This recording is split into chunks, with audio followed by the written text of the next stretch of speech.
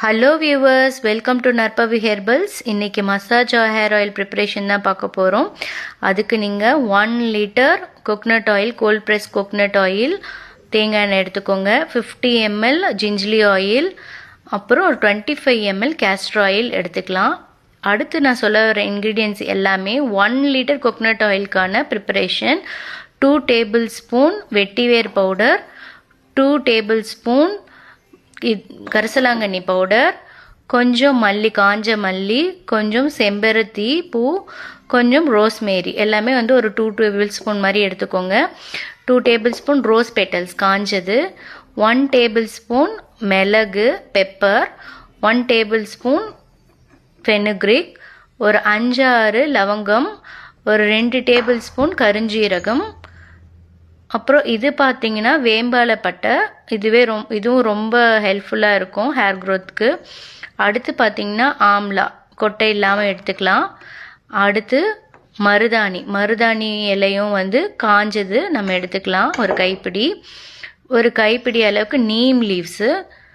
இது பார்த்தீங்கன்னா கத்தாழை, 5 to 6 டைம்ஸ் நம்ம தண்ணியில் வாஷ் பண்ணி ஜெல் மட்டும் எடுத்து வச்சுக்கிறோம். இப்போ இந்த இன்க்ரீடியன்ட்ஸ் எல்லாம் நம்ம சேர்த்து எப்படி ஹேர் ஆயில் ப்ரிப்பேர் பண்ணுறதுங்கிறத நம்ம பார்க்கலாம். இதில் வந்து நாங்கள் 250 mlலையும் நாங்கள் சேல் பண்ணுறோம், 100 mlலையும் சேல் பண்ணுறோம். இப்படி தான் ஃபைனல் அவுட்புட் இருக்கும். வாங்க இப்போ நம்ம இந்த ப்ரிப்ரேஷனுக்கு போய் பார்க்கலாம். இப்போது கருஞ்சீரகமும் லவங்கம் இதெல்லாம் வெறும் வானலில் போட்டுடலாம். அடுத்து மிளகும் வெந்தயமும் போட்டுடலாம். இது கூடவே நம்ம எடுத்து வச்சிருக்கிற வேப்பந்தலையையும் போட்டுட்டு வறுக்கணும். ஃபஸ்ட்டு இது லைட்டாக ரோஸ்ட் பண்ணிக்கோங்க. இது கூட வந்து நீங்கள் வேப்பந்தலையையும் போட்டு நல்லா ரோஸ்ட் பண்ணிக்கோங்க. இது ரோஸ்ட் பண்ணினதுக்கப்புறம் இதை வந்து நம்ம மிக்ஸி ஜாரில் போட்டு எடுத்துக்கலாம். இது வந்து ரோஸ்ட் பண்ணினா தான் இதனுடைய பெனிஃபிட்ஸ் நமக்கு கிடைக்கும்.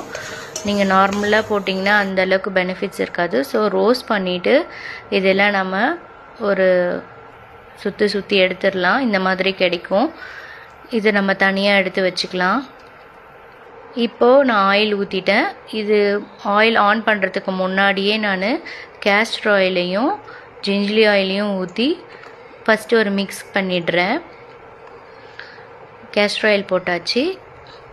இப்போது ஜிஞ்சலி ஆயிலும் ஊற்றிக்கலாம்.